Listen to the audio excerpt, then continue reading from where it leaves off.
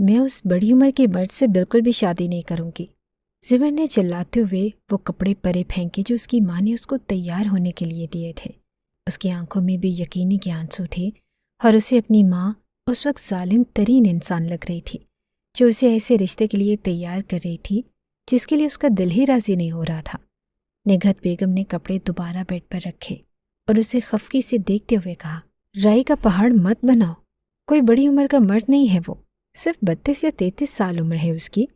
زمر نے تڑپ کر ان کو دیکھا، اور میں ابھی 20 کی بھی نہیں ہوئی، کیا یہ میرے ساتھ زیادتی نہیں؟ کمرے کے دروازے کے آگے سے گزرتا شاہ نواز حسن ٹھٹک کر رہ گیا۔ وہ واش روم جانے کے لیے ڈرائنگ روم سے اٹھ کر گھر کے اندر آیا تھا۔ میرا تمہیں ایک بار کہہ دیا نا کہ تیار ہو کر باہر آؤ تو بس باہر آؤ، میں تمہاری کوئی فضول بات نہیں سنوں گی۔ اب نگہت بیگم کی آواز اس کے کانوں سے ٹکرائی تو اس نے دروازے کے کوارٹر سے اندر جھانکا اور زمر کو دیکھ کر مبہوت رہ گیا۔ ملکوتی حسن کی مالک زمر اس وقت روٹھی ہوئی شہزادی لگ رہی تھی۔ امی، میں آپ کو بتا رہی ہوں کہ اگر آپ نے میری اس انکل سے شادی کی تو میں نے اس کا سر پھاڑ دینا ہے، ویسے ہی وہ مجھے بالکل نہیں پسند۔ کرخت اور سنجیدہ شکل، میرا گزارا نہیں ہوگا امی۔ وہ روحان سی ہو گئی اور باہر کھڑا شاہ نواز اپنے بارے میں یہ الفاظ سن کر سرخ ہو گیا۔ اسے سب سے زیادہ چڑ انکل لفظ سے تھی، اور یہ لڑکی اسے انہی القابات سے مخاطب کر رہی تھی۔ زمر، میں تمہاری اب ایک بات نہیں سنوں گی، بس بہت بول لیا تم نے۔ شرم کرو، اگر کسی نے تمہارے الفاظ سن لیے تو کیا سوچے گا کہ میں نے تمہاری کیسی تربیت کی ہے۔ یہ کپڑے پہنو اور تیار ہو جاؤ، میں آدھے گھنٹے کے بعد تمہیں لینے آؤں گی، اور خبردار۔ وہ جاتے جاتے پلٹی اور اس کو انگلی اٹھا کر وارننگ دی، مہمانوں کے سامنے اگر تم نے ذرا بھی زبان کھولی یا کوئی بھی بات کی تو مجھے اپنی ماں مت کہنا۔ وہ دروازے کی طرف آ رہی تھی۔ شاہ نواز جلدی سے ایک طرف ہو گیا اور وہ بغیر اسے دیکھ کے پاس سے گزرتی ہوئی چلی گئی۔ امی، سمجھتی کیا ہے، میں ہرگز بھی اس اکڑو اور کرخت مزاج کے انسان سے شادی نہیں کروں گی۔ وہ اندر مختلف چیزیں پھینک کر اپنے غصے کا اظہار کر رہی تھی، اور شاہ نواز اسے دلچسپی سے دیکھنے لگا۔ اسے ایسی ہی تو لڑکیاں پسند تھی، بے باک مزاج، کم عمر اور شوخ۔ تم جو بھی سوچو اور کہو، شادی تو اب میں تم سے ہی کروں گا۔ وہ زیر لب بڑبڑاتا ہوا وہاں سے چلا گیا اور ڈرائنگ روم میں آ گیا، جہاں اس کے اور زمر کے گھر والے بیٹھے تھے۔ کچھ دیر بعد نگہت بیگم اپنے ساتھ زمر کو اندر لے کر آئی تو اسے دیکھ کر شاہ نواز کی اماں جان بہت خوش ہوئی، اور انہوں نے ہلکے سے ہاتھ دبا کر شاہ نواز کو اپنی پسندیدگی کا تاثر دے دیا، اور وہ شکر ادا کرنے لگا کہ اماں جان کو یہ لڑکی پسند آ گئی، ورنہ تو وہ اب تک کتنے ہی رشتے اس کے لیے ٹھکرا چکی تھی، اور اگر اب بھی وہ زمر کا رشتہ ریجیکٹ کر دیتی تو شاہ نواز ان کے لیے ان کو منانا مشکل ہو جاتا، کیونکہ وہ اب مرحا سے ہی شادی کرنا چاہتا تھا۔ شاہ نواز کی اماں جان اقبال بیگم نے اسی وقت اپنے بیگ سے ہیرے کی انگوٹھی نکالی اور جھٹ پٹ شاہ نواز کے آگے کی کہ وہ زمر کو پہنا دے۔ یہ دیکھ کر زمر کا دل بے اختیار دھڑکا۔ ابھی تو وہ اس رشتے کے لیے ہی تیار نہ تھا، اور یہ لوگ تو منگنی کا ارادہ کر کے آئے تھے۔ اس نے بے بس نظروں سے اپنے ماں باپ کی طرف دیکھا کہ وہ کچھ تو کہیں، مگر ایسا لگتا تھا کہ جیسے سب مل کر اس کے خلاف ہو گئے اور انہوں نے اپنا فیصلہ کر لیا ہے۔ شاہ نواز نے اس کو انگوٹھی پہنانے کے لیے ہاتھ آگے کیا تو اس نے ایک دم سے اپنا ہاتھ پیچھے کھینچ لیا اور کھڑی ہو گئی۔ میں انگوٹھی نہیں پہنوں گی۔ وہ یک دم کھڑی ہو گئی۔ نگہت بیگم نے چونک کر اپنی بیٹی کو دیکھا۔ انہیں زمر سے یہ امید نہ تھی کہ وہ انہیں مہمانوں کے سامنے رسوا کر دے گی۔ وہ تو سمجھتی تھی کہ وہ اپنے ماں باپ کی لاج رکھے گی اور چپ چاپ انگوٹھی پہن لے گی۔ ان کے شوہر نے ان کی طرف غصے بھری نظروں سے دیکھا، جیسے کہہ رہے ہیں کہ یہ تمہاری بیٹی کیا کہہ رہی ہے۔ وہ تیزی سے چلتے ہوئے زمر کے پاس آئیں اور اس کا بازو پکڑتے ہوئے اس کے کان میں سرگوشی کی۔ میں نے تمہیں کہا تھا نا کہ مہمانوں کے سامنے ہمیں شرمندہ مت کرنا۔ زمر، میں قسم کھا رہی ہوں کہ میں اپنی جان لے لوں گی، اتنے بڑے لوگوں کے سامنے ہمیں یوں ذلیل مت کرو۔ زمر نے ایک نظر اپنی ماں اور باپ کے بے بس چہرے پر ڈالی اور دوسری طرف شاہ نواز کی طرف۔ اس کا دل ہرگز بھی اس شخص سے منسوب ہونے کو نہ چاہ رہا تھا، مگر وہ ہار گئی۔ بیٹیاں ہار ہی جاتی ہیں، انہیں اپنے دل کو مارنا ہی پڑتا ہے اور اپنے ماں باپ کی خاطر اپنے جذبات کی، اپنے احساسات کی قربانی دینی پڑتی ہے۔ اس کا آئیڈیل شاہ نواز ہرگز بھی نہ تھا۔ وہ ابھی مزید پڑھنا چاہتی تھی، اپنے خوابوں کو پورا کرنا چاہتی تھی اور کسی ایسے انسان سے شادی کرنا چاہتی تھی جس کو دیکھ کر اس کا دل پہلی بار ہی دھڑک جائے، اور شاہ نواز ایسا ہرگز بھی نہ تھا۔ لیکن وہ مجبور ہو گئی۔ ड्राइंग रूम उस वक्त 15 से 20 मेहमान थे और वाकई उसके माँ बाप की बहुत बेइज्जती हो जाती। लोग उनकी तरबियत को लेकर तरह तरह की बातें करते। उसने गहरी सांस ली और बोली कि मेरा मतलब है कि मैं उनके हाथ से अंगूठी नहीं पहनना चाहती। वो इकबाल बेगम की तरफ मुड़कर ज़बरदस्ती चेहरे पर मुस्कान सजाते हुए बोली, मैं आपके हाथ से अंगूठी पहनना चाहती हूँ आंटी, क्योंकि बड़ों के हाथ में बरकत होती है। ये सुनकर सबके तने हुए चेहरों पर इत्मीनान और सुकून फैल गया। जिमर की माँ ने बेइख्तियार गहरी सांस ली कि उसने समझदारी का मुजाहरा करके मामला संभाल लिया, वरना तो वो अपने शौहर के गुस्से का सोच सोच कर ही हलकान हो रही थी। इकबाल बेगम खुश हो गई। उन्हें ये लड़की अपने बेटे के लिए बहुत अच्छी लगी। वो सोच रही थी कि लड़की कम उम्र सही, जल्द ही मेरे काबू में आ जाएगी। मैं जिस सांचे में ढालना चाहूंगी ये ढल जाएगी। उन्होंने अंगूठी जिमर की अंगूठी में पहनाई और यूं मंगनी अपने इख्तिताम को यहाँ पहुंची और साथ ही शादी की तारीख भी तय हो गई, जो 1 माह बाद करार पाई थी। जिमर, आज तुम्हारी शादी है और तुम्हें बहुत खूबसूरत लगना चाहिए। जिमर का दुल्हन वाला लिबास देखकर उसकी दोस्त ने कहा था। जिमर का लिबास बहुत ही खूबसूरत था। ये उसकी सास की पसंद से आया था। सभी दोस्त उसके लिबास और ज्वेलरी की तारीफ करते हुए नहीं थक रहे थे और वो ये समझ नहीं पा रही थी कि जिंदगी गुजारने के लिए सिर्फ कपड़े और जूते ही तो नहीं चाहिए होते, अच्छा लाइफ पार्टनर ये चाहिए होता है। और उससे शाहनवाज से किसी किस्म की कोई उम्मीद ना थी। वो उसको बहुत पहले से जानती थी, क्योंकि वो दूर के रिश्तेदार थे और 1-2 फैमिली फंक्शंस में वो उसको देख चुकी थी। और वैसे भी वो जितने अमीर घराने से था, तो ऐसे लोगों का हर मिडिल क्लास घर में जिक्र ज़रूर ही होता था। जिमर की आंखों से आंसू बहने लगे। अफी उसे टोकते हुए कहने लगी, यार बस कर दो, तुम क्यों अपना जी जला रही हो? दूल्हे की सिर्फ उम्र ही तो बड़ी है, मगर उसके पास पैसा कितना है, कभी ये सोचा है? अरे तुम्हारी तो लॉटरी लग गई और तुम बजाय खुश होने के रोना डाल रही हो। दूसरी दोस्त ने भी तायद की। तो और क्या, मैं उसकी जगह होती तो खुशी से उछलती और खुशी खुशी निकाहनामे पर दस्तखत करती, और इसे पता नहीं क्या चाहिए जो इस तरह की हरकतें कर रही है। तुम लोग कभी भी मुझे नहीं समझ सकते। वो सख्त मिजाज इंसान है और उसके अंदर नरमी नाम को नहीं। जिमर के जहन में कुछ माह पहले का वो मंजर आया। उसकी खाला की बेटी की शादी थी और वहाँ शाहनवाज की फैमिली भी आई हुई थी और हस्बे मामूल सब उसी शख्स के बारे में ही बात कर रहे थे। जिमर को उन बातों से कोई दिलचस्पी ना थी, इसलिए वो उठकर बाहर आ गई तो उसने देखा कि एक वेटर ने गलती से पानी का गिलास शाहनवाज पर गिरा दिया। तो उसने वेटर को धक्का दिया और कहा कि तुम्हारी हिम्मत कैसे हुई मेरे पास से भी गुजरने की, और तुमने मेरा लिबास खराब कर दिया। मैं चाहूँ तो अभी तुम्हें नौकरी से निकलवा दूँ। वेटर बेचारा माफ़ी मांगने लगा, मगर शाहनवाज का गुस्सा किसी सूरत भी कम होने को न आ रहा था और कुछ दूर खड़ी जिमर को ये बात काफ़ी नागवार गुजरी। उस बेचारे इंसान से एक गलती हुई है और ये कितना अकड़ू बंदा है कि उसे माफ़ करने को तैयार नहीं। तब से उसके दिल में शाहनवाज के खिलाफ बदगुमानी थी और उसने सोचा भी ना था कि जिस शख्स को इस कदर नापसंद करती है उसकी बीवी बनना होगा। तैयार होकर वो नीचे आई तो उसे शाहनवाज के साथ बिठा दिया गया और निकाह शुरू हुआ। कबूल है कहते हुए उसकी ज़ुबान लड़खड़ा रही थी और दस्तखत करते हुए हाथ कांप रहे थे, मगर जब किस्मत में ये तय था तो ये होकर ही रहना था। वह जिमर इजाज़ से जिमर शाहनवाज बन गई थी। वह रुखसत होकर ससुराल में आ गई तो उसे अजीब सी घुटन का एहसास हुआ। जब उसे शाहनवाज के कमरे में बिठाया गया तो ये घुटन कुछ और भी बढ़ गई। उसे अपनी कैफियत समझ में नहीं आ रही थी। ऐसा क्यों हो रहा है? सांस लेना मुहाल लग रहा था। जैसे ही शाहनवाज कमरे में आया और उसने दरवाज़ा बंद किया तो बेइख्तियार कह उठी, दरवाज़ा बंद न करें। शाहनवाज ने मुड़कर नागवारी से उसे देखा कि इस तरह कमकली की बात क्यों कर रही थी। आज उनकी शादी की पहली रात थी और वो कह रही थी कि दरवाज़ा खुला रहने दे।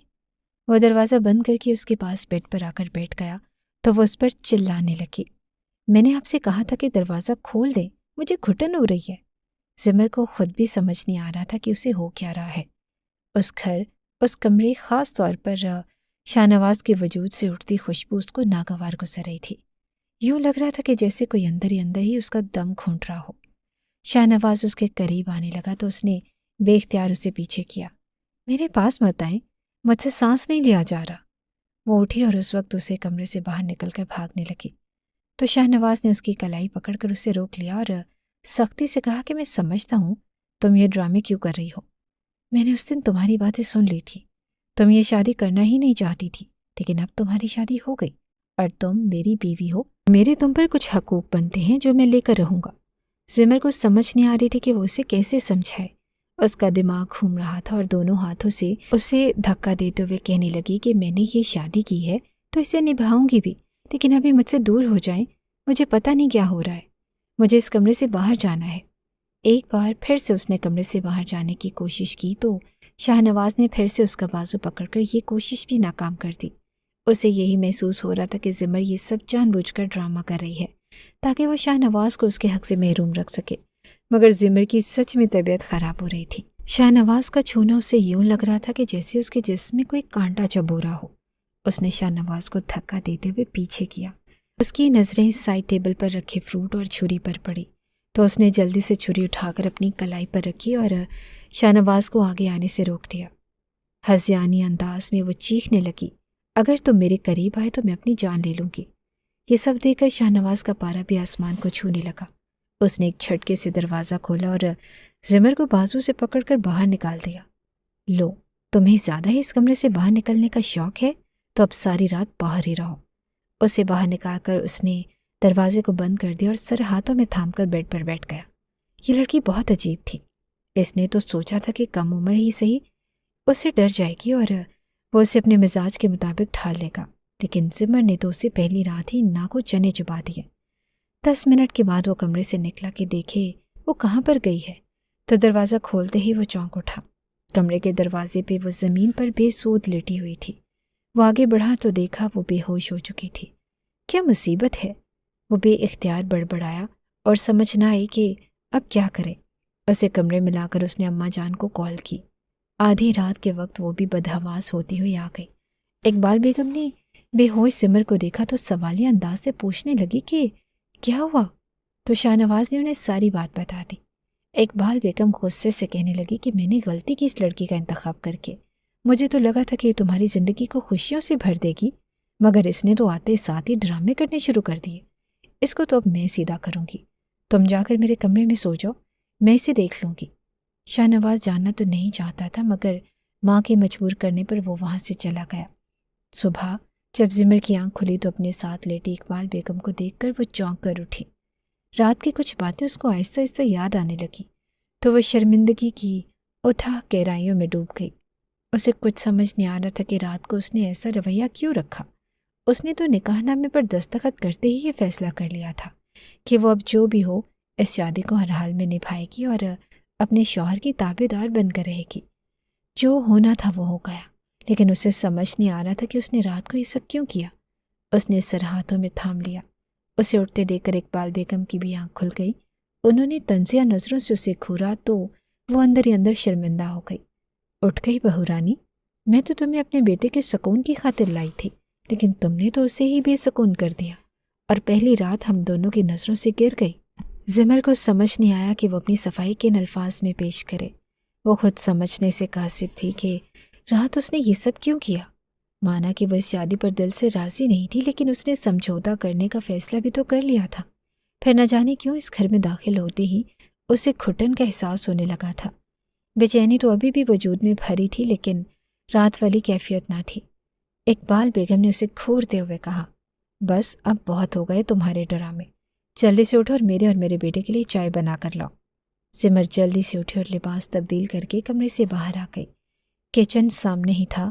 چائے بنا کر وہ کمرے میں لائی تو انہوں نے ایک نیا حکم صادر کر دیا، جاؤ میرے کمرے سے شاہ نواز کو بلا کر لاؤ۔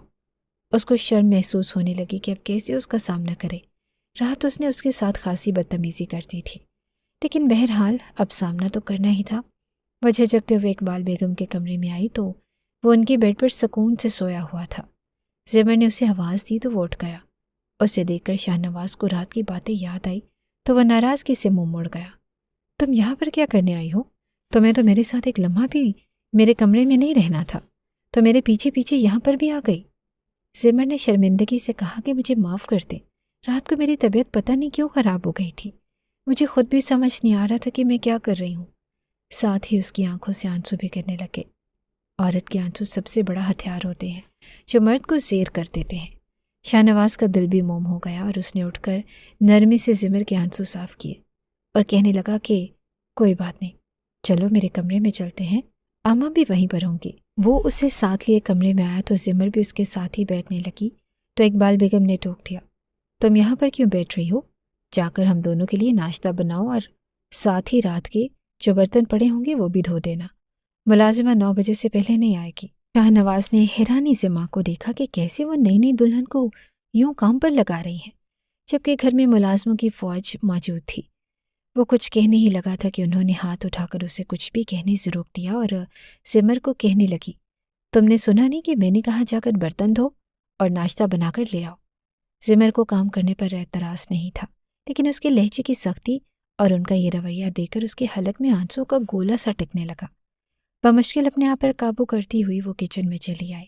اس کے جانے کے بعد شاہ نواز خفا سا ہو کر اپنی ماں کی طرف پلٹا، ماں آپ نے یہ سب کیوں کیا؟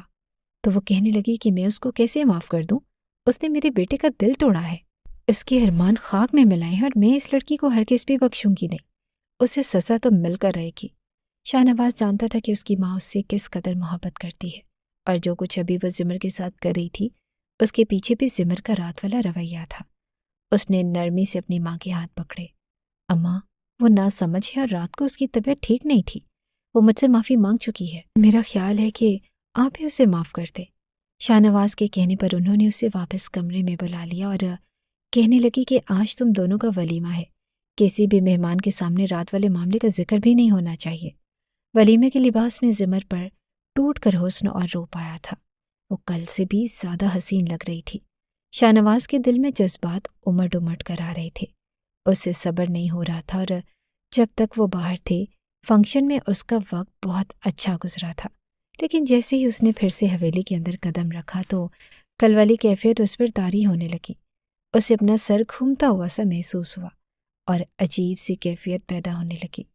اسے سمجھ نہیں آ رہا تھا کہ میرے ساتھ ہو کیا رہا ہے، جی چاہ رہا تھا کہ اپنے سامنے آنے والے ہر انسان کو خود سے دور کر دے۔ کمرے کے اندر آئی تو طبیعت اور خراب ہونے لگی، گھٹن کا احساس سینے کو جکڑنے لگا تو بھاگتے ہوئے کمرے سے باہر آئی اور سامنے سے آتے شاہ نواز سے ٹکرا گئی۔ شاہ نواز کا چھونا تھا کہ وہ تڑپ کر اس سے دور ہو گئی۔ اس سے پہلے کہ وہ اس کا حال پوچھتا وہ اس پر چلانے لگی، میں نے کل بھی کہا تھا کہ مجھ سے دور رہو، مجھے تمہارا چھونا ناگوار گزرتا ہے، میری نظروں سے دور ہو جاؤ۔ زمر کے اندر سے کوئی چیخ چیخ کر اسے کہہ رہا تھا کہ وہ یہ سب نہیں بول سکتی، اسے یہ سب نہیں کہنا چاہیے، لیکن الفاظ جیسے اس کے منہ سے خود بخود ادا ہو رہے تھے۔ اتنی توہین آمیز باتیں سن کر شاہ نواز کا چہرہ غصے کے مارے سرخ ہو گیا۔ دیکھو زمر، کل تو میں نے صبر کر لیا تھا کیونکہ تم نے کہا تھا کہ تمہاری طبیعت خراب ہے، لیکن آج پھر سے تم یہ ڈرامہ نہیں کر سکتی۔ سارے راستے یہاں تک کہ گاڑی میں بھی تمہاری طبیعت بالکل ٹھیک تھی، اب گھر اور کمرے میں آتے ہی ایک دم سے تمہیں کیا ہو گیا؟ میں سمجھنے سے قاصر ہوں۔ اس نے آگے بڑھ کر زمر کو بازو سے پکڑنا چاہا تو وہ اپنے آپ کو چھڑوانے لگی اور چیخنے لگی۔ شور سن کر اقبال بیگم کمرے سے باہر آ گئی۔ شاہ نواز نے غور سے زمر کی طرف دیکھا تو اسے محسوس ہوا کہ وہ اپنے ہوش اور حواس میں نہیں لگ رہی تھی۔ اماں میرا خیال ہے کہ آپ اسے اپنے کمرے میں لے جائیں، وہاں پر سلا دیں، اور اس نے ٹھنڈے لہجے میں کہا۔ تو اقبال بیگم اسے گھورنے لگی، تم اچھی طرح سے جانتے ہو ہم اسے ایک اس مقصد کے تحت بیاہ کر لائے ہیں، تم اسے اپنے کمرے میں لے کر جاؤ۔ وہ ان کا اشارہ سمجھ رہا تھا اور وہ خود بھی تو یہی چاہتا تھا کہ جتنی جلدی ان کا مقصد پورا ہو جائے اتنا ہی اچھا ہے، لیکن زمر کی حالت دیکھ کر اسے فی الحال مناسب نہیں لگ رہا تھا۔ اماں اب اس کی حالت دیکھیں، یہ اپنے ہوش اور حواس میں نہیں ہے، میری ماں نے تو اسے اپنے ساتھ اپنے کمرے میں ہی سلا لیں۔ یہ تو شکر ہے کہ مہمان سارے ہوٹل سے ہی اپنے اپنے گھروں کو چلے گئے، ورنہ اگر کوئی گھر میں ہوتا تو یہ تماشا دیکھ کر جانے کیا سوچتا۔ ان دونوں کی باتوں سے بے نیاز زمر وہیں زمین پر بیٹھ گئی۔ اس نے دونوں ہاتھوں سے اپنا سر تھام لیا تھا اور 2 پل کے بعد وہ وہی زمین پر لیٹ گئی۔ اقبال بیگم نے کوفت سے اس کی طرف دیکھا، میں نے تو کم عمر اور جوان بچی سمجھا تھا، اس کی ماں نے تو ایک بیمار لڑکی ہمارے حوالے کر دی، صبح فون کروں گی اور پوچھوں گی میں اس سے کہ اس نے اپنی بیٹی کو کیا تربیت دے کر ہمارے گھر بھیجا ہے، کیا عجیب تماشے کر رہی ہے۔ اماں کیا پتا واقعی میں اس کی طبیعت خراب ہو گئی ہو، شاہ نواز نے ہمدردی سے کہا تو انہوں نے اسے جھڑک کر رکھ دیا۔ کوئی طبیعت خراب نہیں ہے، بس یہ لڑکیوں کے تماشے ہیں اور یہ زیادہ نازک بننے کا ڈرامہ کرتی ہے، مگر تم نے اس پر ترس نہیں کھانا، تمہیں ہر صورت اپنا مقصد یاد ہونا چاہیے۔ زمر نے دکھتے سر کے ساتھ ان کی باتیں سننے کی کوشش کی، کچھ باتیں سمجھ میں آئیں اور کچھ نہیں، اور تبھی وہ پھر سے کل کی طرح بے ہوش ہو گئی تھی۔ اقبال بیگم نے شاہ نواز کو اشارہ کیا تو اسے بازو میں اٹھا کر ان کے کمرے میں چھوڑ آیا، اور صبح جب زمر کی آنکھیں کھلی تو ایک بار پھر سے جیسے آسمان اس پہ ٹوٹ گیا۔ شرمندگی اتنی تھی کہ وہ نظریں تک نہیں اٹھا پا رہی تھی۔ بغیر وہ اقبال بیگم کے کہے کچن میں گئی اور چائے اور ناشتہ بنا لائی کہ شاید اسی بہانے ان کا غصہ ٹھنڈا اور کم ہو جائے۔ کل رات کا سارا واقعہ ذہن میں آنے لگا تو اقبال بیگم اور شاہ نواز کی کچھ باتیں بھی اس کو یاد آنے لگی۔ وہ کسی مقصد کی بات کر رہے تھے۔ کیا ان کا مجھ سے شادی کرنا کسی خاص مقصد کی وجہ سے تھا؟ وہ حیرانی سے سوچنے لگی، اپنے دماغ پر زور دینے لگی، لیکن اس سے زیادہ اسے کچھ بھی یاد نہیں آ رہا تھا۔ شاہ نواز کا مزاج دیکھ کر وہ پریشان ہو گئی۔ وہ اسے سیدھے منہ بات ہی نہیں کر رہا تھا۔ وہ اپنے غصے میں حق بجانب تھا اور زمر سمجھتی تھی کہ وہ اپنی جگہ ٹھیک ہے۔ کون مرد شادی کی پہلی دونوں راتیں بیوی سے دور ہونا پسند کرتا ہے؟ لیکن اس سب میں اس کا اپنا بھی کوئی قصور نہ تھا۔ وہ اپنے آپ کے کنٹرول میں نہ تھی۔ نہ جانے کیوں شاہ نواز کے کمرے میں اس کا دم گھٹتا تھا، اس سے گھٹن ہوتی تھی اور ایک عجیب بے چینی وجود میں بھر جاتی۔ اس سے زیادہ دیر اس کمرے میں رکا ہی نہیں جاتا تھا۔ اقبال بیگم ٹھیک ٹھاک اس پر اپنا غصہ نکال رہی تھی۔ انہوں نے ٹھنڈے پانی سے اسے رات بھر کے برتن دھلوائے اور پھر اس کے سر پر کھڑے ہو کر پورے گھر کی صفائی کروائی۔ آدھا دن تو اس کا صفائی میں ہی گزر گیا تھا۔ تھکن کے مارے وجود چور چور تھا، لیکن وہ ہر چیز بھی زبان پر نہیں لا سکتی تھی، اور شاہ نواز یہ سب دیکھتے ہوئے بھی چپ تھا۔ وہ اپنی ماں کو روکنا چاہتا بھی تو وہ نہیں روک سکتی تھی۔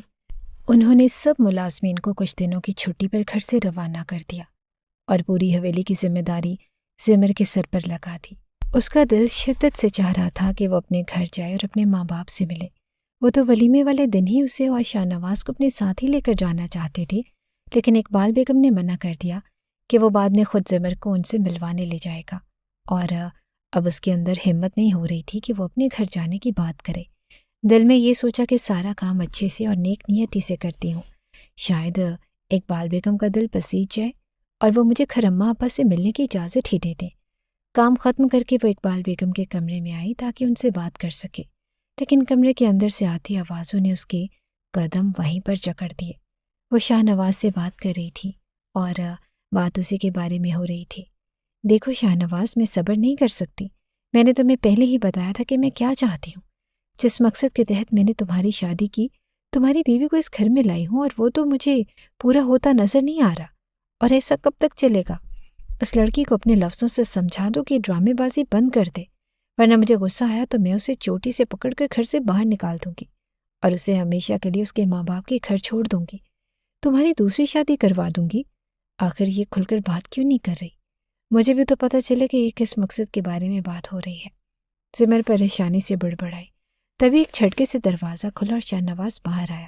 دروازے کے باہر کھڑی زمر کو دیکھ کر اسے بہت غصہ آیا تو اسے بازو سے پکڑ کر اپنے کمرے کی طرف لے گیا۔ تم چھپ کر ہماری باتیں سن رہی تھی؟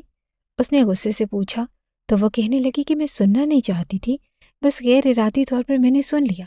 مجھے بتائیں گے کہ آپ مجھے کس مقصد کے تحت شادی کے لیے لے کر آئے ہیں؟ آپ کی کیا پلاننگ تھی؟ شاہ نواز نے اسے نظریں چرائی۔ ایسی کوئی بات نہیں، تمہیں کوئی غلط فہمی ہوئی ہے۔ کر زمر جاننا چاہتی تھی۔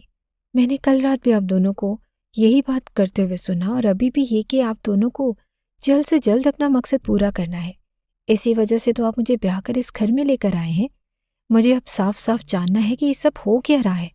شاہ نواز نے ایک گہری سانس لی اور کہا کہ اگر تمہیں اتنا ہی جاننے کا شوق ہو رہا ہے تو سنو، میں تمہیں اولاد کی خاطر اس گھر میں لے کر آیا ہوں۔ میرے ماں کو پوتے کی شکل دیکھنی ہے، وہ بھی 9 مہینے کے اندر اندر۔ وہ چاہتے ہیں کہ ہم انہیں 1 مہینے کے بعد ہی اولاد کی خوشخبری سنا دیں۔ شاہ نواز نے جیسے اس کے سر پر بم پھوڑا تھا۔ وہ بے یقینی سے اسے دیکھتی رہ گئی۔ دیکھو، میں صاف اور سیدھی بات کرنے کا عادی ہوں۔ میری عمر 32 سال ہو چکی ہے اور اصولی طور پر اب تک مجھے 2-3 بچوں کا باپ بن جانا چاہیے تھا، اپنے وارث پیدا کرنے چاہیے تھے، لیکن چلو پہلے جو دیر ہونا تھی وہ ہو گئی، لیکن اب میں مزید تاخیر نہیں کرنا چاہتا۔ مجھے نہ صرف اپنی ماں کو پوتے کی خوشخبری دینی ہے بلکہ اپنے لیے بھی ایک وارث پیدا کرنا ہے، وہ بھی جلد از جلد۔ زمر نے حیرانی سے اسے دیکھا۔ وہ تو ایسے بات کر رہا تھا کہ جیسے بچے پیدا ہونا کوئی بڑی آسان بات ہے، ایسے جیسے وہ کوئی ایسی چیز ہے جو بازار جاؤ اور خریدنے پر مل جائے۔ یہ تو رب کی دین ہوتی ہے کہ وہ کب کیسے اولاد سے نوازتا ہے۔ اس کے خیال میں تو شاہ نواز کو یہ بات سمجھانے کی ضرورت ہی نہ تھی۔ وہ ایک پڑھا لکھا انسان تھا، لیکن اس وقت وہ زمر کو ایک بچہ ہی لگا جو صرف وہی کہہ رہا تھا جو اس کی ماں نے اسے سکھایا تھا۔ اسے اب جو بھی کرنا تھا بہت سوچ سمجھ کر کرنا تھا۔ شاہ نواز کو منا کر وہ اسے اپنے ساتھ اپنے گھر لے آئی۔ ان دونوں کا آج رات یہیں پر رکنے کا پروگرام تھا، اور حیرت کی بات یہ تھی کہ آج زمر کو اس کی غربت میں کچھ بھی برا محسوس نہیں ہو رہا تھا۔ وہ بے چینی اور بے قراری، وہ سر کا گھومنا، کچھ بھی تو اسے محسوس نہیں ہو رہا تھا۔ زمر کی ماں نے ان کا کمرہ بہت اچھے طریقے سے سجا دیا۔ ماحول اچھا دیکھ کر شاہ نواز کا موڈ بھی بہتر ہونے لگا اور وہ زمر سے پیار سے بات کرنے لگا تھا۔ وہ رات ان دونوں کی بہت اچھی گزری۔ شاہ نواز صبح اٹھا تو وہ بہت خوش تھا۔ ناشتے کی ٹیبل پر زمر کے والدین نے ایک بند لفافہ اس کی طرف بڑھایا تو وہ سوالیہ نظروں سے انہیں دیکھنے لگا۔ وہ کہنے لگے کہ بیٹا، اس میں تمہاری اور زمر کی شادی کا تحفہ ہے۔ میں نے ناردرن ایریاز میں تم لوگوں کا ہنی مون پلان کیا ہے اور تم لوگوں کو آج ہی یہاں سے نکلنا ہوگا۔ شاہ نواز منع کرنا چاہتا تھا، کچھ کہنا چاہتا تھا، لیکن انہوں نے پیار سے اسے روک دیا کہ ہم یہ سب اپنی بیٹی کی خوشی کے لیے کر رہے ہیں، اور تم بھی ہمارے بیٹے کی طرح ہی ہو تو منع مت کرنا۔ اور ان کے خلوص کے آگے وہ چپ ہو کر رہ گیا، لیکن اندر ہی اندر اسے اقبال بیگم کے رد عمل سے ڈر لگ رہا تھا۔ اس نے آج تک کوئی کام اپنی ماں کی مرضی کے بغیر نہیں کیا تھا، لیکن یہ سوچ کر وہ بے فکر ہو گیا کہ کوئی بات نہیں، وہ ان کو منا ہی لے گا۔ جانے سے پہلے زمر اپنی ماں کے گلے لگی تو ان کے کان میں بولی کہ تھینک یو امی، مجھے امید ہے کہ آپ کا پلان کامیاب ہوگا۔ یہاں کر جب اس نے اپنی ماں کو سب بتایا تو نگہت بیگم سمجھ گئی کہ انہیں کیا کرنا ہے۔ ان کے داماد کا دماغ اپنی ماں کے پلو سے ہی بندھا تھا، تو سب سے پہلے اپنی بیٹی کو خوشی کے لیے انہیں یہ کرنا تھا کہ ماں اور بیٹے کے تعلق میں وہ اپنی بیٹی کی بھی جگہ بنائے، اور اسی لیے انہوں نے اچانک سے ہی ان دونوں کے ہنی مون کا پلان بنا لیا کہ وہ اپنی بیوی کو لے کر سب لوگوں سے دور کچھ دن دوسرے شہر میں گزارے گا، تو زمر سے اس کی محبت بڑھنے لگے گی، ورنہ تو اقبال بیگم ان دونوں کو خوش نہ رہنے دیتی۔ وہ دونوں واپس آئے تو ان کے چہرے کی خوشی اقبال بیگم سے چھپی نہ رہ سکی۔ ایک نظر میں ہی انہوں نے پہچان لیا کہ زمر کے چہرے پر وہی رنگ ہے، وہی روپ ہے جو شوہر کی قربت پانے والی عورتوں کے چہروں پر ہوتا ہے، اور وہ چونک گئی۔ ایسا کیسے ہو سکتا تھا؟ یقیناً جو کچھ بھی ہوا تھا وہ زمر کے گھر پر ہی ہوا تھا، اور بے اختیار انہوں نے اپنے سر پر ہاتھ مارا۔ وہ یہ کیسے بھول گئی کہ زمر کو جانے سے پہلے وہ خاص دوائی کھلانی ہے جو وہ شادی کی پہلی رات اور دوسری رات کھلاتی رہی۔ زمر کی پہلی 2 راتوں میں جو حالت ہوئی تھی اس کی ذمہ دار صرف اور صرف اقبال بیگم ہی تھی۔ انہوں نے گھر آنے سے 5 منٹ پہلے زمر کے پانی کے گلاس میں وہ دوا ملا دی تھی جس نے اسے ہوش اور ہوا سے بیگانہ کر دیا۔ ہر ولیمے کی رات بھی یہی عمل دہرایا تھا۔ جو پانی اس نے پینا تھا اس میں وہ بے ذائقہ دوا ملا دی، اور نتیجہ دونوں راتوں وہی ہوا جو وہ چاہتی تھی، یعنی زمر دونوں راتیں اپنے شوہر سے دور رہی اور ان کے درمیان قربت نہ ہو سکی۔ وہ ابھی مزید 1 ہفتہ اس کھیل کو جاری رکھنا چاہتی تھی تاکہ شاہ نواز کے دل میں زمر کے لیے محبت نہ پیدا ہو سکے۔ وہ ایک انسیکیور ماں تھی جو ہر حال میں اپنے بیٹے کو اپنے قابو میں رکھنا چاہتی تھی۔ ایک طرف وہ اس کی اولاد کی خوشی بھی دیکھنا چاہتی تھی، مگر اس سے پہلے وہ یہ ضروری سمجھتی تھی کہ زمر اس کا امیج شاہ نواز کی نظروں میں خراب ہو جائے تاکہ وہ بعد میں بھی اسے اپنی ماں پر فوقیت نہ دے۔ 2 راتیں تو ان کا پلان کافی اچھا گیا، لیکن اب زمر کے چہرے پر چھائی خوشی اور سکون دے کر وہ اندر ہی اندر کڑنے لگی کہ مجھے ان کو زمر کے میکے جانے کی اجازت نہیں دینی چاہیے تھی۔ اور اس پر جب شاہ نواز نے بات کی کہ آج رات کو ہی وہ ناردرن ایریا کے لیے روانہ ہونے لگے ہیں تو ان کا غصہ آسمان کو چھونے لگا۔ تم نے ایسے کیسے اپنے سسر کو ہاں کر دی؟ مجھ سے پوچھے بغیر آج تک کوئی فیصلہ میری اجازت اور مرضی کے بغیر اس گھر میں نہیں ہوا، تو تم یہ کیسے کر سکتے ہو؟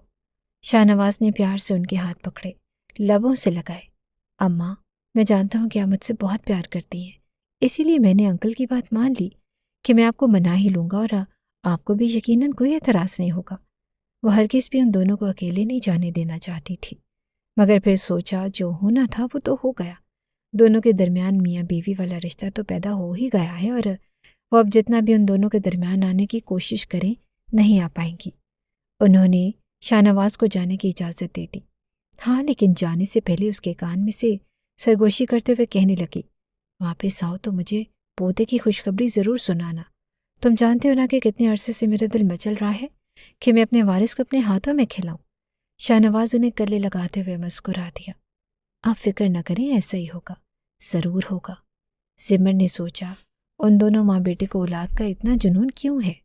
وہ دونوں سامان پیک کر کے ناردرن ایریا کی طرف آ گئے تھے، اور سمر کی زندگی کے یہ حسین ترین دن تھے جو وہ شاہ نواز کی سنگت میں گزار رہی تھی۔ ایک ہفتے بعد وہ مری چلے آئے تھے۔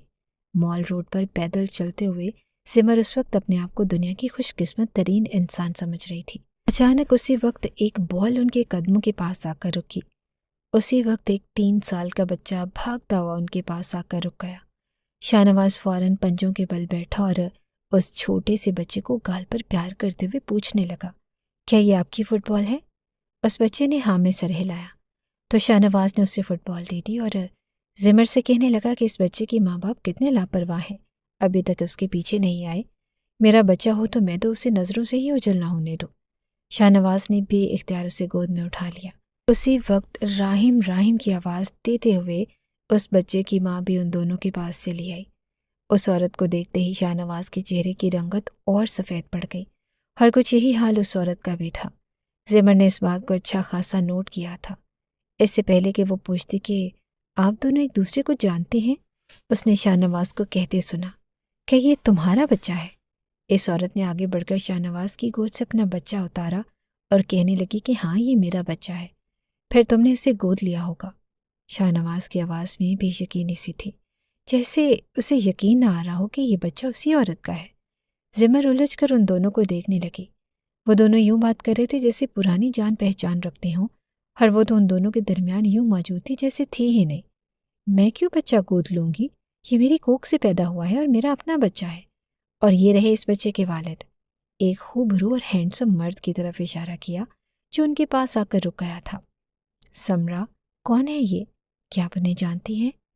اس شخص نے انتہائی نرمی سے اپنی بیوی سے دریافت کیا تو وہ کہنے لگی کہ یہ شاہ نواز ہیں، میرے ایکس ہسبینڈ۔ آپ کو بتایا تھا نا؟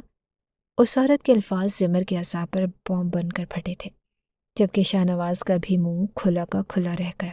اسے امید نہ تھی کہ وہ یوں دھڑلے سے اپنے اور اس کے تعلق کو حوالہ دے گی۔ زمر کے چہرے پر ہوائیاں اڑ گئی، لیکن اس شخص کو تو جیسے کوئی فرق ہی نہیں پڑا تھا، جیسے وہ سب جانتا تھا۔ اس نے شانے اچکا دی اور اپنی بیوی اور بچے کے گرد بازو پھیلاتا ہوا وہاں سے چلا گیا۔ ان کے جانے کے بعد شاہ نواز کو ہوش آیا اور اس نے زمر کی طرف دیکھا جو ایک دم ہی وہاں سے بھاگتی ہوئی ہوٹل کی طرف جانے لگی۔ اتنا بڑا دھوکا! یہ شخص پہلے سے شادی شدہ تھا اور مجھے بتایا تک نہیں۔ وہ سارے راستے یہی بڑبڑاتی رہی اور ہوٹل جا کر خود کو کمرے میں بند کر لیا۔ اسے یقین نہیں آ رہا تھا کہ جس شخص سے اب اس کو محبت ہونے لگی ہے وہ پہلے ہی اپنے حصے کا وقت، اپنی محبت اور چاہت سب لٹا چکا ہے۔ شاہ نواز کی آنکھوں میں اس عورت کے لیے تڑپ دیکھ کر اسے بخوبی اندازہ ہو چکا تھا کہ وہ ابھی تک اپنی ماضی سے باہر نہیں نکلا، اور اسے تو یہی بہت بڑا دکھ ستا رہا تھا کہ اسے سب سے لاعلم رکھا گیا کہ وہ شخص پہلے سے ہی شادی شدہ تھا۔ اگر اسے پتا ہوتا تو وہ کبھی بھی یہ شادی نہ کرتی۔ شاہ نواز نے زمر کے پیچھے جانے کی کوشش نہ کی۔ وہ جانتا تھا کہ وہ ابھی غصے میں ہے اور اس کے اندر بھی اتنی ہمت بھی نہ تھی کہ اس کا سامنا کرتا۔ وہ تو سمرا کو اپنے بچے کے اور شوہر کے ساتھ خوش دیکھ کر شاکڈ رہ گیا۔ اسے وہ منظر یاد آنے لگا 5 سال پہلے جب اس نے سمرا کو طلاق دی تھی۔ گھر کا ماحول تو کافی دنوں سے ہی کشیدہ تھا، ساس اور بہو کے، لیکن ان دونوں سمرا پر اولاد کا بھی بہت پریشر تھا۔ اقبال بیگم کی باتوں میں آ کر وہ بھی اٹھتے بیٹھتے سمرا کو بے اولادی اور بانجھ بیگم کے تانے دیتا رہتا۔ کبھی کبھی تو وہ سن لیتی اور کبھی اسے برداشت نہ ہوتا تو وہ بھی آگے سے جواب دے دیتی اور یہ بات شاہ نواز کو مزید مشتعل کر دیتی۔ اس دن بھی یہی ہوا۔ وہ گھر آیا تو پتہ چلا کہ ساس اور بہو کے درمیان جنگ ہو چکی ہے۔ اسے آتے دیکھ کر اقبال بیگم نے جھٹ سے ساری شکایتیں لگانا شروع کر دی۔ ارے بیٹا، میں نے تو اسے یہی کہا تھا کہ میں اپنے بیٹے کی دوسری شادی کروا دیتی ہوں۔ اگر تم اسے اولاد نہیں دے سکتی تو دوسری بیوی سے تو اسے ہو ہی جائے گی۔ تو اس پر اس لڑکی نے ایسا شور مچایا کہ گھر آئے رشتے کے لیے لوگوں کو بھگا ہی دیا۔ وہ غصے سے سمرا کو پکارنے لگا کہ اماں جان کیا کہہ رہی ہیں؟ اب تم گھر آئے مہمانوں سے بھی بدتمیزی کرو گی؟ تو وہ روتے ہوئے کہنے لگی کہ گھر آئے مہمان کون تھے؟ پہلے اپنی اماں سے تو پوچھ لیں۔ یہ آپ کی دوسری شادی کرنا چاہ رہی ہیں اور میں آپ کو کیسے کسی اور کے ساتھ بانٹ لوں؟ وہ پتھر تو نہیں ہونا چاہتا تھا مگر ہو گیا، اور بولا میری اور میری ماں کی شدید خواہش ہے کہ اس گھر میں بچوں کی کلکاریاں گونجے۔ تم جانتی ہو کہ مجھے اولاد کا کتنا شوق ہے۔ اگر تم نہیں دے سکتی تو ظاہر ہے میں دوسری شادی ہی کروں گا۔ سمرا بلبلانے لگی، لیکن اس میں میرا کیا قصور ہے؟ میں نے ڈاکٹر سے اتنی بار چیک اپ کروایا ہے اور ہر دفعہ اس نے مجھے یہی بتایا کہ میری رپورٹس بالکل ٹھیک ہیں، بس خدا کے ہاں سے ہی دیر ہے۔ آپ ایک بار اپنا چیک اپ کیوں نہیں کروا لیتے؟ اور یہ بات سن کر شاہ نواز آپے سے باہر ہو گیا۔ میں اپنا چیک اپ کیوں کرواؤں؟ مجھے کیا ہوا ہے؟ میں بالکل ٹھیک ہوں، اور یہ چیک اپ ویک اپ تم عورتوں کے ہی مسئلے مسائل ہوتے ہیں، اور مجھے کیا پتا کہ تم سچ کہہ رہے ہو یا جھوٹ۔ مجھے تو لگتا ہے کہ اماں ٹھیک کہتی ہیں، تم ہو ہی بانجھ اور مجھے اولاد نہیں دے سکتی۔ ہاں تو پھر کیا ہوا؟ آپ دوسری شادی کر لیں گے؟ کہ یہی تھی آپ کی محبت اور ساتھ نبھانے کے زندگی بھر کے وعدے؟ اس سے پہلے شاہ نواز اس کی باتیں سن کر کمزور پڑتا، اقبال بیگم نے شور مچانا شروع کر دیا۔ ارے تم تو بانجھ ہو، اور تم تو چاہو گی ہی نہیں کہ ہمارے ہاں وارث پیدا ہو۔ ایسی بات چیت کے دوران جھگڑا بہت بڑھ گیا، یہاں تک کہ اقبال بیگم نے شاہ نواز کو اپنی قسم دے کر کہا کہ اس لڑکی کو ابھی اور اسی وقت طلاق دے کر دھکے دے کر اس گھر سے باہر نکال دو۔ شاہ نواز نے ماں کے کہنے میں آ کر یہی کیا۔ سمرا چیختی رہی، مجھے طلاق مت دو اور گھر سے مت نکالو، مگر اس نے ایک نہ سنی اور اسے بانجھ کہہ کر گھر سے نکال دیا۔ تم تو ہو ہی ایک بانجھ عورت، میں تمہیں گھر میں رکھ کر کیا کروں گا؟ اور آج 5 سال بعد اسی عورت کی اولاد دیکھ کر اسے شوق لگا تھا، جس کو اس نے بانجھ کہہ کر اپنی زندگی سے نکالا۔ وہ صاحب اولاد ہو گئی تھی۔ وہ اپنا سر ہاتھوں میں دیے وہیں پر بیٹھا تھا جب اپنے قریب قدموں کی چاپ سنائی دی۔ اسے لگا شاید زمر واپس آ گئی ہو، مگر سر اٹھا کر دیکھا تو سمرا کھڑی تھی۔ دیکھا میں نے، تمہارے ساتھ کھڑی وہ لڑکی شاید تمہاری بیوی ہی تھی۔ اس بار اولاد ہونے میں دیر ہو جائے تو ایک بار اس کے ٹیسٹ کروانے سے پہلے اپنے ضرور کروا لینا، ہو سکتا ہے کہ بانجھ اصل میں تم ہی ہو۔ یہ بات شاہ نواز کے دل میں خنجر بن کر کھبی۔ اس سے پہلے وہ کچھ کہتا، سمرا نے اسے روک دیا۔ آج تم بس میری سنو گے، کیونکہ میں نے 3 سال تمہاری اور تمہاری ماں کی سنتے گزاری تھی، تو آج تم 3 منٹ میری سن لو۔ تمہارے جیسے مرد جو صرف اپنی ماں کے اشاروں پر چلنا جانتے ہوں، کبھی بھی اچھے شوہر اور اچھے باپ ثابت نہیں ہو سکتے۔ شاید اسی وجہ سے اللہ نے تمہیں اولاد سے ابھی تک محروم رکھا ہے۔ میرے ساتھ تو تمہاری ماں نے جو زیادتی کی، میں نے برداشت کر لی اور تم نے آنکھیں بند کر لی، لیکن اب جو تمہاری بیوی ہے اس کے ساتھ یہ سب نہ ہونے دینا۔ پہلے تو تمہاری ماں ہی تم دونوں کو ایک نہیں ہونے دے گی۔ اسے خوف تھا کہ میں تمہیں ان سے چھین لوں گی، اس لیے اس نے ایک عرصے تک مجھے تم سے دور رکھا، اور مجھے یقین ہے کہ ابھی بھی اس نے تم دونوں کے ساتھ پھر سے یہی کھیل رچایا ہوگا۔ اور مجھے یہ بھی پوری امید ہے کہ ابھی تک تم نے اپنی آنکھوں پر اپنی ماں کی محبت کی پٹی ہی باندھ رکھی ہے۔ جاگ جاؤ، ورنہ باقی کی زندگی بھی تمہاری پچھتاتے ہوئے گزرے گی۔ وہ جانے لگی اور جاتے جاتے پھر سے پلٹی، اور ہاں، تمہارا بہت شکریہ جب تم نے مجھے دھکے دے کر اپنی زندگی سے نکالا تھا۔ میں بہت روئی تھی، لیکن پھر سمجھ میں آیا کہ خدا نے میرے لیے ایک اور انتہائی نیک اور اچھے ہمسفر کا انتخاب کر رکھا ہے، تبھی تو مجھے تم سے رہائی دے دی۔ مگر مجھے تمہاری موجودہ بیوی کے لیے بہت افسوس ہے جو اسے تم جیسا شخص ملا۔ یہ کہہ کر وہ رکی نہیں اور چلی گئی۔ شاہ نواز نے اسے دور جا کر اپنے شوہر کی باہوں کے حصار میں دیکھا۔ اپنے بچے کے ساتھ خوش باش وہ تینوں ایک پرفیکٹ فیملی لگ رہے تھے، اور وہ تو آج بھی وہیں تھا جہاں 5 سال پہلے، خالی ہاتھ، اور وہ تو اپنی زندگی میں آگے بڑھ چکی تھی، جبکہ اس کے پاس تو کچھ بھی نہیں تھا۔ سمرا نے آج اس کی آنکھوں سے حقیقت کا جو پردہ ہٹایا، وہ اس کے لیے بہت ہی جان لیوا تھا۔ بڑی مشکل سے اس سے وہ ہوٹل تک واپس آیا۔ زمر نے ابھی تک خود کو کمرے میں قید کر رکھا تھا۔ وہ کچھ دیر پہلے والا شاہ نواز ہوتا جو سمرا سے نہ ملا ہوتا تو شاید وہ زمر کو یوں ہی ناراض رہنے دیتا، لیکن اب وہ ان کچھ ہی لمحوں میں بدل چکا تھا۔ زمر، دروازہ کھولو، ہم مل کر بات کرتے ہیں، اور مجھے بتاؤ تمہیں کس بات پر غصہ ہے۔ وہ کافی دیر تک دروازہ کھٹکھٹاتا رہا، لیکن اس نے دروازہ نہ کھولا۔ آخر کار اسے روم سروس سے چابی منگوا کر دروازہ کھول کر اندر جانا پڑا۔ کمرے میں ہر چیز تہس نہس تھی، اور وہ زمین پر بیٹھی رو رہی تھی۔ وہ گھٹنوں کے بل اس کے پاس جا کر بیٹھ گیا۔ آپ دھوکے باز انسان ہیں، آپ نے مجھے دھوکہ دیا، مجھے نہیں بتایا کہ آپ پہلے سے ہی شادی شدہ ہیں۔ شاہ نواز کے چہرے پر کچھ حیرانی در آئی، لیکن اس میں چھپانے والی کیا بات ہے؟ یہ تو سب خاندان کو ہی پتا تھا کہ میری 5 سال پہلے طلاق ہو گئی تھی۔ تمہارے ماں باپ کو بھی اس بارے میں سب معلوم ہے، تو مجھے یہی تھا کہ تمہیں بھی انہوں نے اس بارے میں بتایا ہوگا۔ اب حیران ہونے کی باری زمر کی تھی۔ نفی میں سر ہلاتے ہوئے کہنے لگی کہ نہیں، مجھے تو امی ابو نے اس بارے میں کچھ بھی نہیں بتایا۔ شاید اس کے ماں باپ نے بھی یہی سوچا کہ اب ان باتوں سے کیا ہی فرق پڑتا ہے۔ آپ نے اس عورت کو کیوں چھوڑا؟ زمر نے سوال کیا تو شاہ نواز نے بھی بے اختیار جواب دے دیا، اولاد نہ ہونے کی وجہ سے۔ وہ ڈر سی گئی، تو اگر ہماری اولاد نہیں ہوئی تو کیا مجھے بھی چھوڑ دیں گے؟ اس سوال پر وہ بالکل چپ سا رہ گیا۔ اب اسے کیا بتاتا کہ وہ تو اسے ہی شک میں ڈال گئی تھی، اور جب تک اب وہ اپنے شک کو دور نہیں کر لیتا اسے چین نہیں ملنا تھا۔ سامان باندھو، ہم واپس جائیں گے، مجھے بہت ضروری کام یاد آ گیا ہے۔ زمر کا بھی اب دل سبج گیا تھا، اس لیے اس نے بھی مزید رکنے پر اصرار نہ کیا اور وہ دونوں ایک ہفتے بعد ہی واپس آ گئے۔ اقبال بیگم نے ان دونوں کو آتے ہی پہلا سوال یہی پوچھا، کوئی خوشخبری ہے تو سناؤ۔ اماں، اب بچے درختوں پر تو اگتے نہیں، ورنہ میں وہاں سے ہی آپ کے لیے بہت سارے لے آتا۔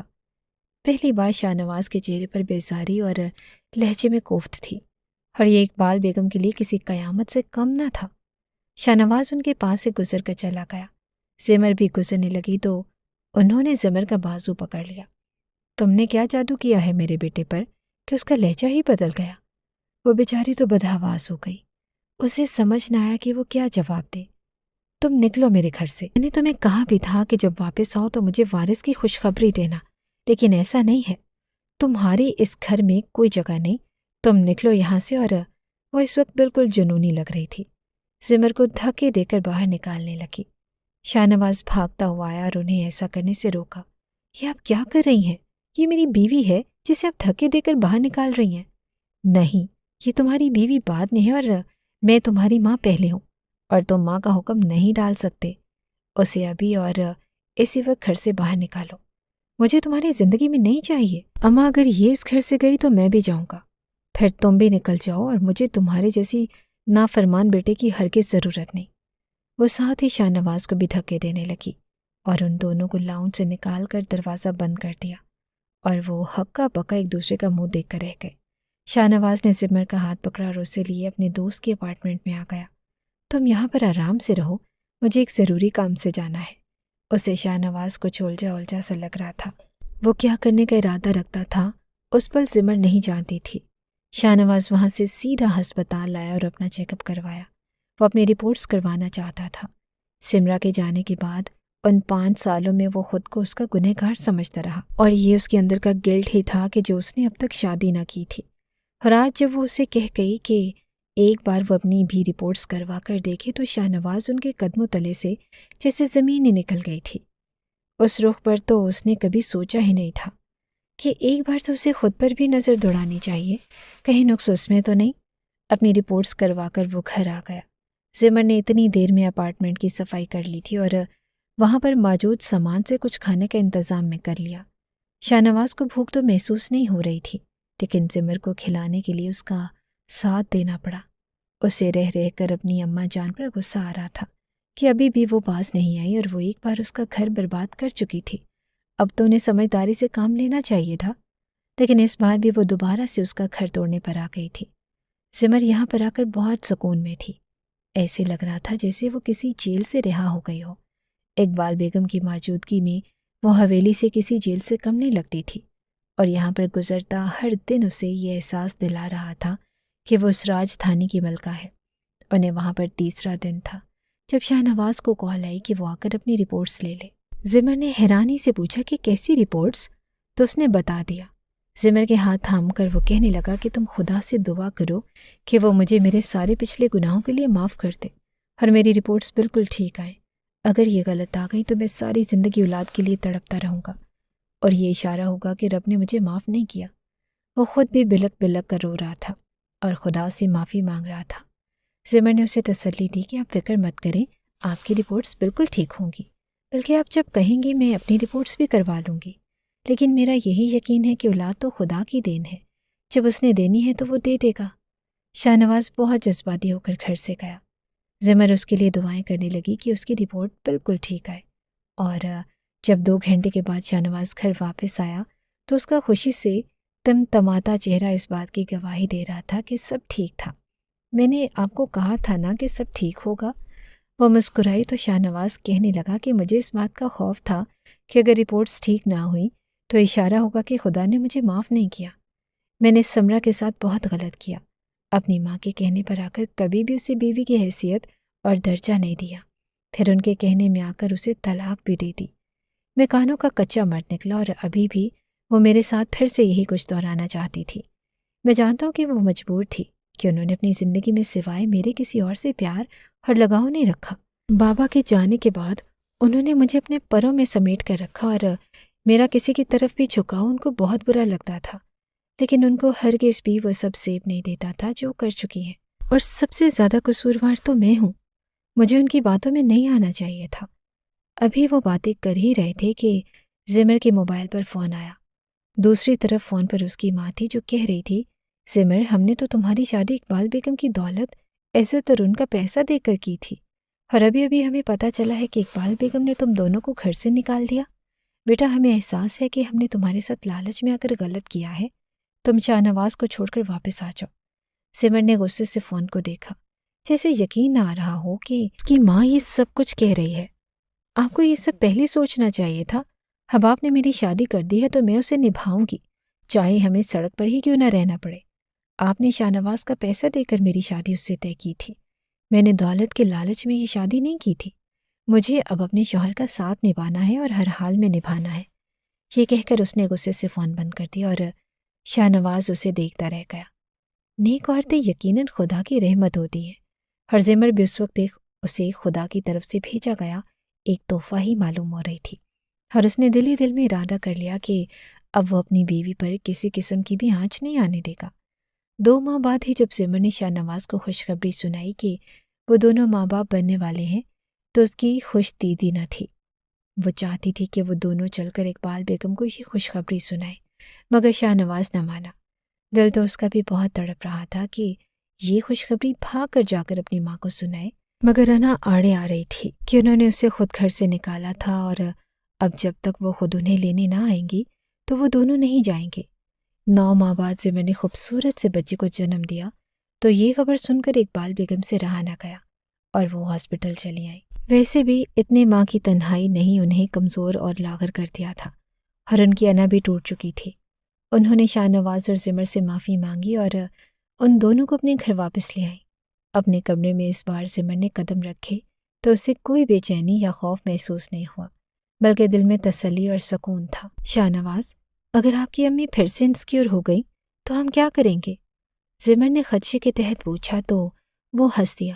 مجھے یقین ہے کہ اب ایسا نہیں ہوگا، کیونکہ ہم نے انہیں دھیان لگانے کے لیے ایک ننھا منا سا شہزادہ جو دے دیا ہے، اور اگر انہیں زیادہ ہی تنہائی ستائی تو ہم انہیں پھر سے ایک ننھی شہزادی پیدا کر کے دے دیں گے۔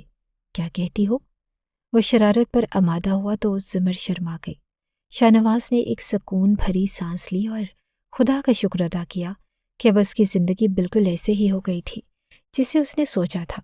سمرا کے جانے کے بعد کے 5 سال اس نے بہت اذیت میں گزارے، اور اب ایسا لگ رہا تھا جیسے ساری تکلیفوں اور دکھوں کا مداوع ہو گیا ہو۔ بے شک ہر تنگی کے بعد آسانی ہوتی ہے، اور اس کو اس کے حصے کی آسانی سے نواز دیا گیا تھا، اور اس بات پر وہ اپنے رب کا جتنا بھی شکر ادا کرتا کم تھا۔